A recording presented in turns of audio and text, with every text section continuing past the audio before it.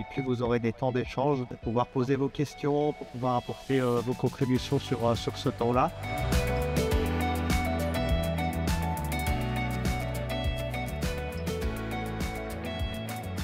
On envisage d'en construire ici, au bord du Rhône, pour le projet EPR2. On a quelques problèmes de refroidissement actuellement avec les 4 réacteurs PWR actuels. Est-ce qu'avec 2 de plus, on va pouvoir suralimenter les problèmes? La Cour des comptes a déjà dit que Flamanville n'était pas rentable. Ces EPR-là, ça sera encore pire, puisqu'on va être obligé de les arrêter une bonne partie de l'été. Demain, les 2 réacteurs EPR2 seront des circuits fermés. Et donc leur restitution thermique seront à peine bien inférieure à 1 degré. Donc déjà, toute cette problématique n'existera pas. Il faut absolument avoir cette vision à long terme, 5 ans, 100 ans, et puis à large échelle.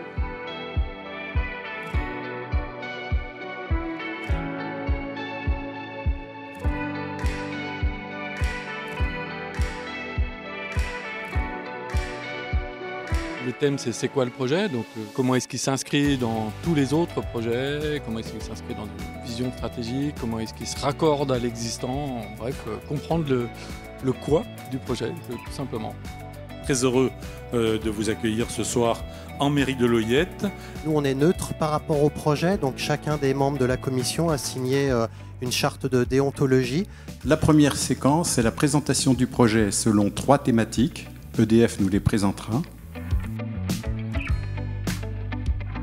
La première question sera réservée à une femme.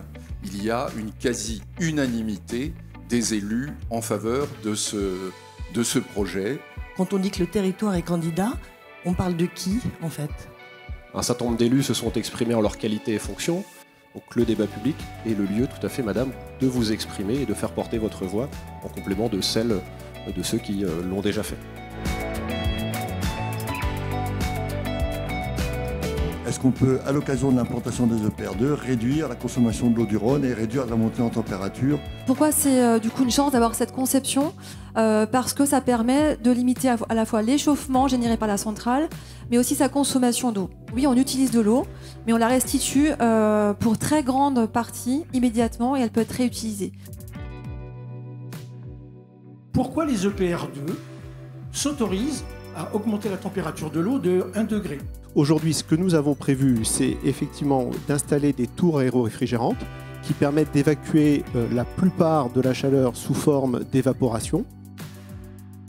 La troisième phase, c'est l'insertion du projet sur le territoire. Quels impacts? Donc je pense que ce projet, il n'est pas favorable pour le climat, il est défavorable pour le climat. La mobilité, ça va être quelque chose de très important, donc nous on se positionne forcément sur une mobilité, sur un autre pont. Et nous pensons qu'il nous faut des éclairages, notamment sur la question de la sécurité du chantier et de la sécurité du site une fois qu'il sera construit. Est-ce que ces énergies renouvelables, elles ne deviendraient pas plus rentables que le nucléaire avec l'évolution des technologies? L'énergie nucléaire française est le moyen de production d'électricité ayant la plus faible empreinte extractive.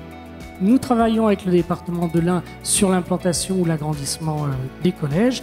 Et nous travaillons effectivement en tant qu'autorité des mobilités pour la région Auvergne-Rhône-Alpes au développement des mobilités. Donc nous anticipons aussi l'ensemble des éléments dont auront besoin les EPR. Merci à vous.